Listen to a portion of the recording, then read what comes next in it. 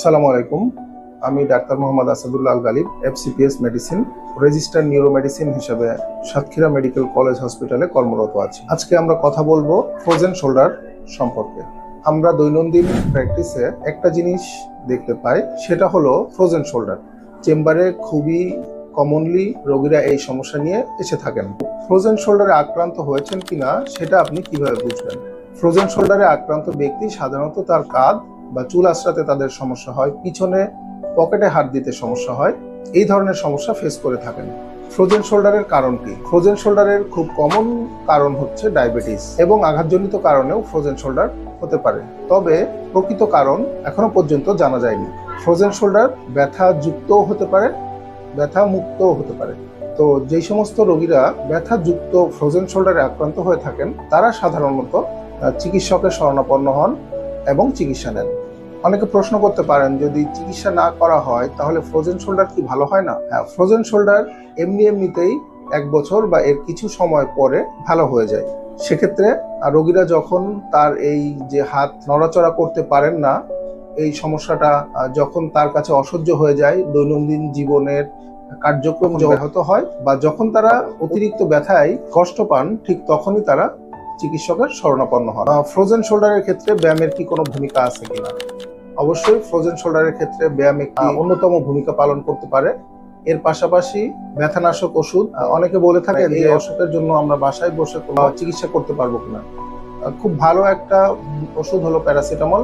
যাদের খুব অল্প মাত্রার ব্যথা থাকে তারা বাসায় চিকিৎসকের কাছে না এসে প্যারাসিটামল খেতে পারেন। আর যারা ব্যথা অনেক বেশি, হাতের মুভমেন্ট একদমই নেই, সেই সমস্ত রোগীরা চিকিৎসকের শরণাপন্ন হয়ে থাকেন। তো ফ্রোজেন শোল্ডার আমরা কিভাবে রোগ নির্ণয় করি? রোগ নির্ণয়ের ক্ষেত্রে আসলে এক্সরের কোনো ভূমিকা নেই, যদিও আমাদের কাছে অনেক রোগী আসেন এক্সরে করে বা কারোর মাধ্যমে এক্সরে করার কথা শুনে। তবে এই রোগটা নির্ণয় করার জন্য আল্ট্রাসাউন্ড একটি অন্যতম ভালো মাধ্যম। অনেক সময় দেখা যায় যে আমাদের যে রোটেটর কাফ বা শোল্ডার জয়েন্ট আছে, এইখানে যে সমস্যাগুলো হয়, সেখানে ইন্ডিভিজুয়াল মাসেলের টেন্ডন ছিঁড়ে যেতে পারে, আঘাত পেতে পারেন। এই সমস্ত অসুখের ক্ষেত্রেও ফ্রোজেন শোল্ডারের মতো সিমটম নিয়ে আসতে পারে। তো এই ক্ষেত্রে আলাদা করার উপায় হচ্ছে আল্ট্রাসোনোগ্রাম। তো আল্ট্রাসোনোগ্রামের মাধ্যমে আমরা ফ্রোজেন শোল্ডার রোগটা নির্ণয় করতে পারি। এই রোগের চিকিৎসা কি? আমরা বললাম যে যদি ব্যথা কম থাকে তাহলে বাসায় বসে চিকিৎসকের পরামর্শ ছাড়াই প্যারাসিটামল ট্যাবলেট খেতে পারেন। আর যদি ব্যথাটা অসহ্য হয় সেক্ষেত্রে চিকিৎসকের শরণাপন্ন হবেন। এক্ষেত্রে আমরা একটি চিকিৎসার ব্যথার ওষুধের সাথে সরাসরি শোল্ডার জয়েন্টের মধ্যে ইনজেকশন প্রয়োগ করে থাকি।